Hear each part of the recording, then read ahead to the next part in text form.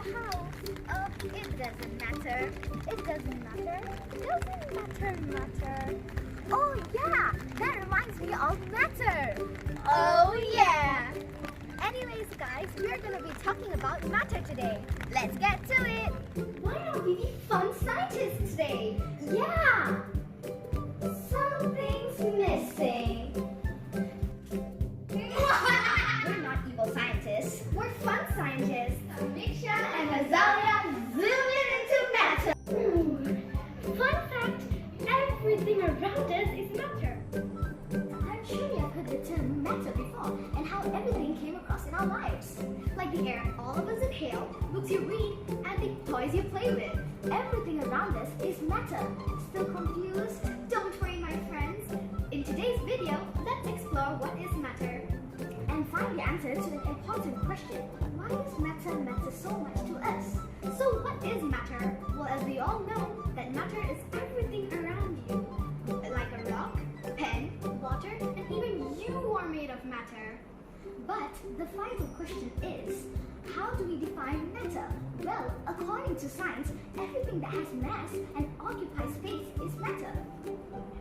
As you're already aware of, what mass is just how heavy something is. But what do we? Taking up space or volume? Volume is the space that something occupies. For example, the Earth takes up a small volume, but the Sun takes up a large volume. Likewise, different states of matter will fill volume in different ways, depending on how big, little, long, or short the object is. But why do they vary in looks and sizes? Well, that's because matter comes in three different states of matter.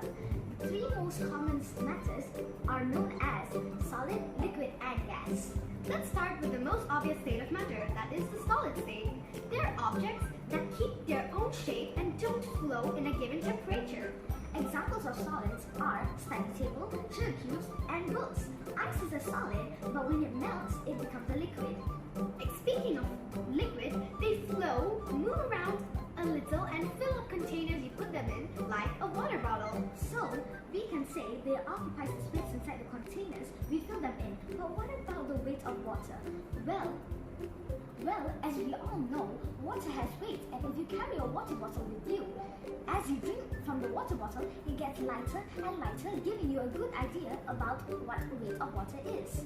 Next comes an interesting state of matter that can be seen easily, but it's there all the time, like the air we inhale, which is a gas. That's the third main state of matter. But I know you must be wondering, is air really matter? And if it is, then how do we see if it takes up space and has weight? Well, we can prove that with a simple experiment at your house. Let's put it to the test. To do so, take an empty glass and lower it vertically downward a vessel filled in water. Observe that the level of water inside the glass is less than the level of water outside. It is because the air within the glass is trapped and does not allow the water to rise up. It means air has occupied space inside the glass. Now, when you tilt the glass aside, you will see bubbles of air rushing and it is replaced by water, hence proving that air occupies space. But how do we show that air has weight? So empty balloons and tape them to the end of a stick, then hang the stick on a string so that it's perfectly balanced. Now, blow up one of the balloons and stick it back to the stick. The end of the air-filled balloon will bend downwards because of air giving the extra weight, hence proving the fact that air is matter, as it has volume and mass. Fun fact, there are more than 3 states of matters that are plasma, fermionic condensates, and Bose-Einstein condensate. This, what are the 3 states of matter and an example of the 3 states? Also, what are the other 3 states of matter? Do write down your answers on a piece of paper. Beep. Oh, what's this? Flowers for us? Oh my god, we have so many fans. Ha and Sasha Zoom. Bye. Hope to see you next time.